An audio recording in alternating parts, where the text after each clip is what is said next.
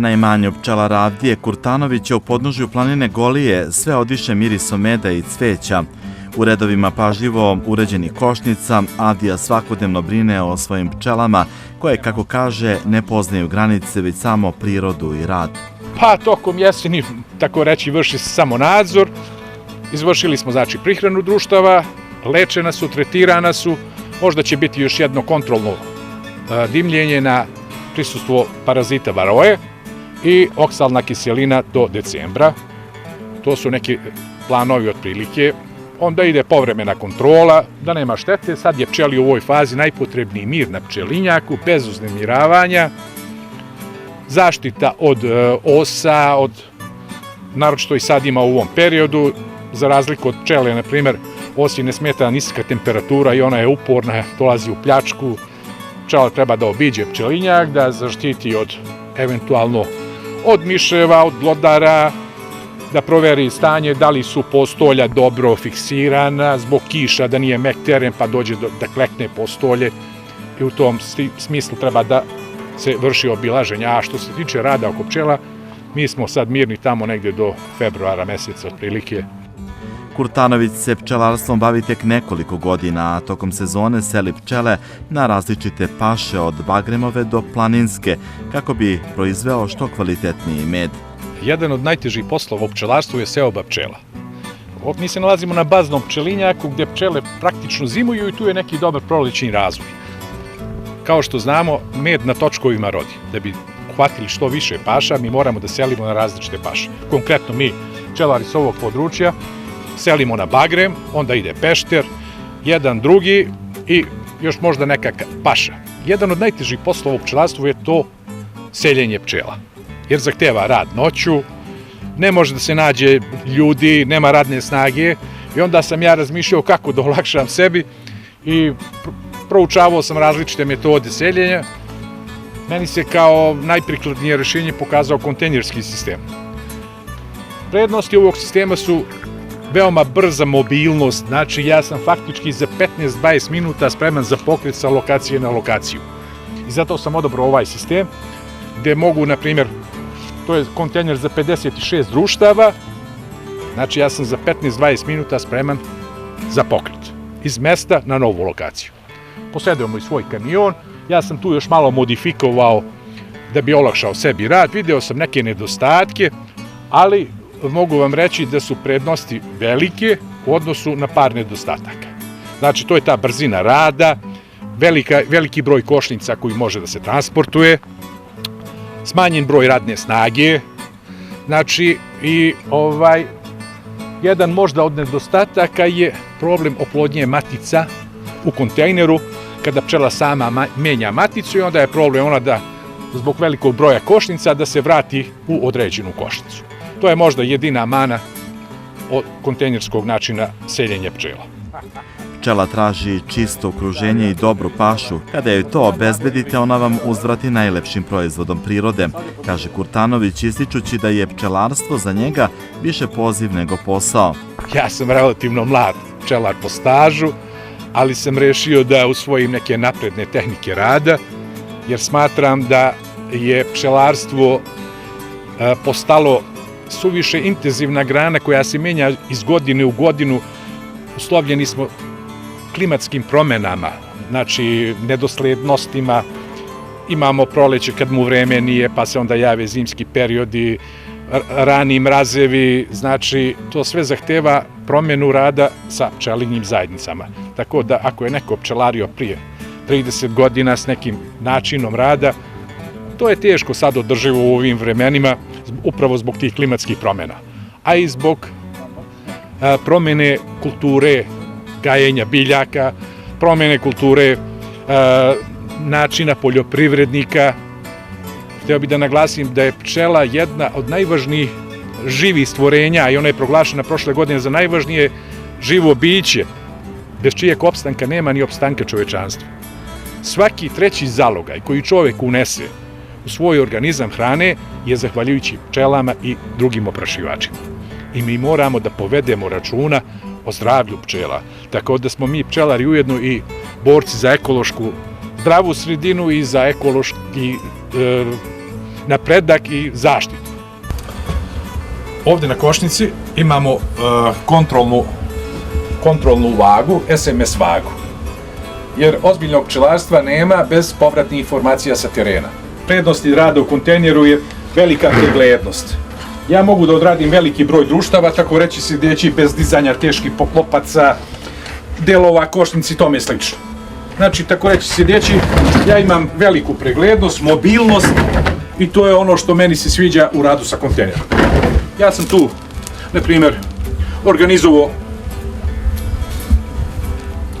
kao svaka pčela ima svoju datoteku, karticu, gdje beležim poreklo matica, starost matica, prinose i neophodne radnje koje trebamo da odradimo u narednom ciklusu, što mi uveliko olakšava rad. Nekoliko dana nakon naše posete Avdija se zajedno sa kolegama pojavio na manifestaciji Dani meda u Novom Pazaru. Gradski trg bio je ispunjen šarenim štandovima, mirisom voska, propolisa. Nama je posebno bilo značajno od početka ove manifestacije da ona postane tradicionalna, da stvorimo tu naviku kod naših potrošača, kod naših sugrađana, da izgradimo taj odnos proizvođač i potrošač. Jer u proizvodnji meda prva ruka je pčela, pčelar je druga ruka i nastojimo da sljedeći bude taj naš korisnik, naš sugrađanin. Veoma je bitno da se stvori taj odnos za poverenje, jer smo svedoci da sada na tržištu ima veoma mnogo falsifikata i kad se stvori taj odnos poverenja i zadovoljstva, smatramo da će to svaka sljedeća manifestacija da bude još bolja, masovnija i da ljudi uvide da je ovo stvarno jedan pravi način da dođu do kvalitetnog meda. Posetioci su obilazili izlagače, isprobavali razne vrste meda, bagremov, livatski, šumski, pa čak i onaj sa planinskih paša. Organizatori manifestacije ističu da je cilj ove manifestacije da se promovišu domaći pčelari, zdrava hrana i očuvanje prirode. Ja se dugo bavim pčelarstvom, već 40 godina i želim da uspije ova naša manifestacija koju zdušno podržavamo i učestvujemo u njoj i zalažemo se da promociju našeg meda, našeg kraja i naših proizvoda sa ovog podneblja. Što se tiče prinosa u ovoj 2025. godini, možemo reći da smo zadovoljni. Inače, maj mjesec je bio hladan i izgubili smo bagremovu pašu. Kasnije se to dešavalo na teritoriji u okolini Novog Pazara, Pešterska visoravan također je bila nešto lošije medobranja. Kasnije ovdje oko Novog Pazara je zamedila šuma, tako da smo imali mednu rosu i zahvaljujući toj mednoj rosi izvuklo je prosek i možemo reći da smo zadovoljni.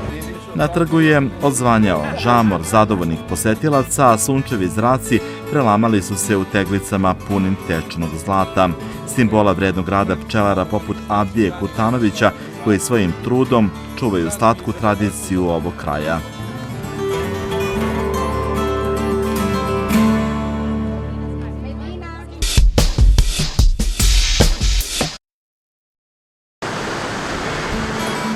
Ovo je ribnjak koji je, za razliku od firmi koje su propale i kojih više nema, imao sreće. Opet funkcioniše kao savremeno uzgajalište kalifornijske pastrmke sa kompletnim ciklusom proizvodnje, od mrestilišta do konzumne ribe. Ni Svetlozo, rukovodilac ribnjaka, opisuje kompleksnost sistema. Pa ovo jeste težak posao zato što je živo. Svaki posao sa živim je težak i zahtjevan je dosta i pažnje i truda oko uzgoja ribe, za razliku od drugih poslova koji ne zahtijevaju takve uslove i takve tretmane. Ribnjak je specijalizovan za kalifornijsku pastrmku, ribu koja zahtjeva ekstremno čistu, hladnu i brzo tekuću vodu. Voda se dobija sa reke Raške i izvorišta kod manastira Sopoćani sa protokom od oko 1300 litara u sekundi.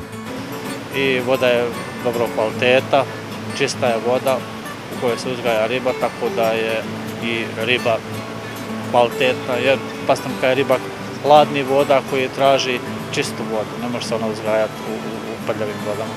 To je ono što sam htio da vas pitam, vidim da ovdje radnici sve vreme čiste bazene, rade sa ovom ribom? Koliko je zahtjevna kalifornijska pastrmka za održavanje?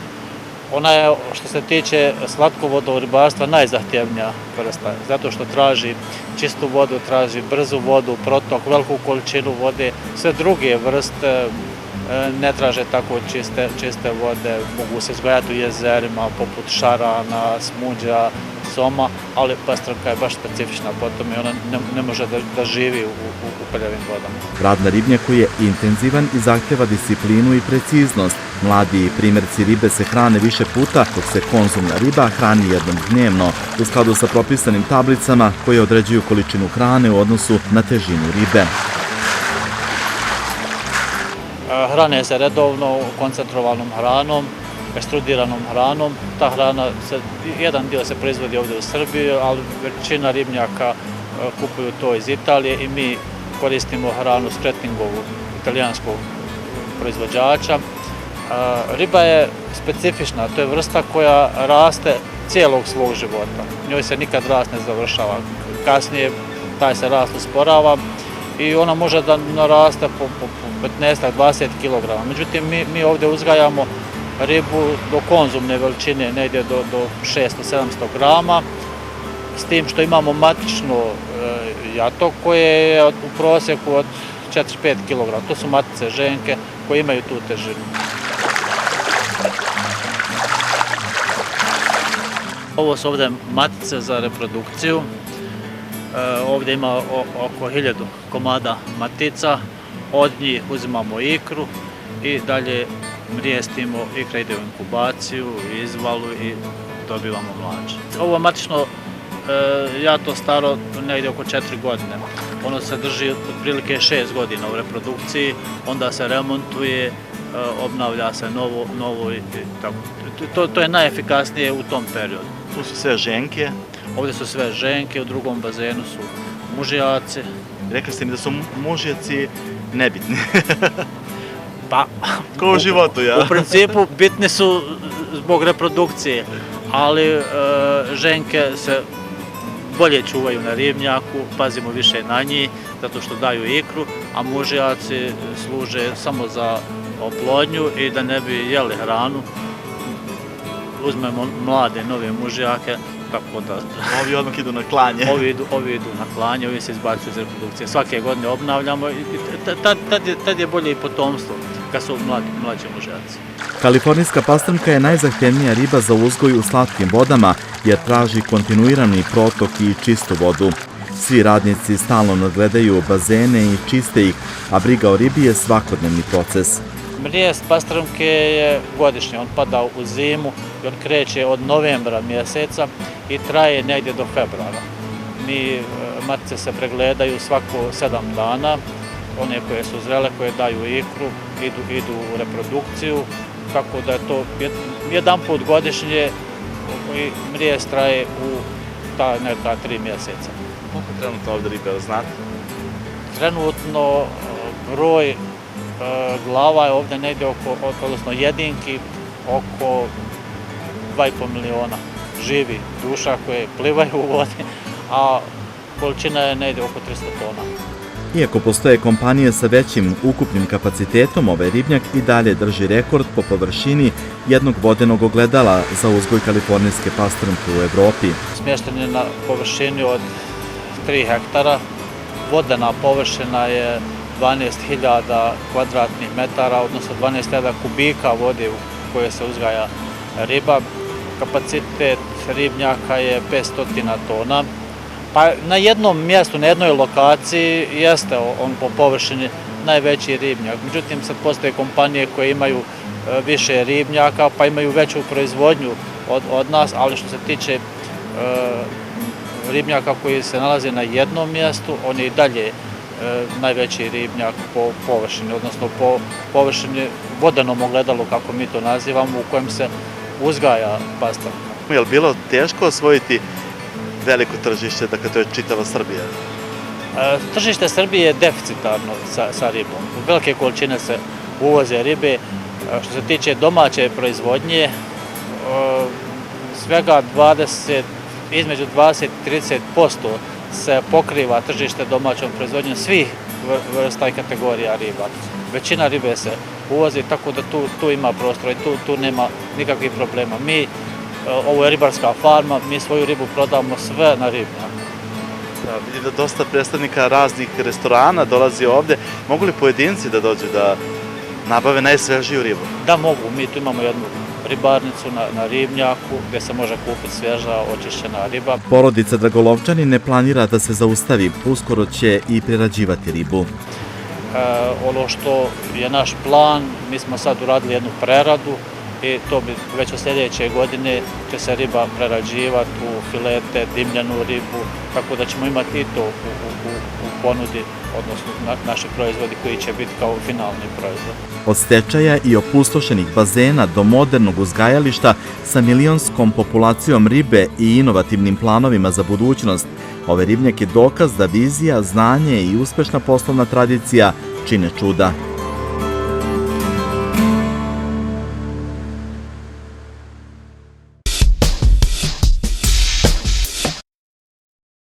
Godina koja je na izmaku, možemo da kažemo da je bila izuzetno uspješna što se tiče poljoprivredne proizvodnje na području djelokruga rada poljoprivredne savjetodavne stručne službe iz Novog Pazara. Kada je u pitanju stočni fond, kako u Novom Pazaru, tako i u Sjenici i Tutinu, možemo da kažemo da je došlo do povećanja broja kako krupne, tako i sitne stoke, zahvaljujući prvenstveno vrijednim domaćinima sa tog područja, kao i naravno subvencijama resornog ministarstva poljoprivrede, šumarstva i vodoprivrede, kao i subvencijama iz lokalnih budžeta ove 3 opštine.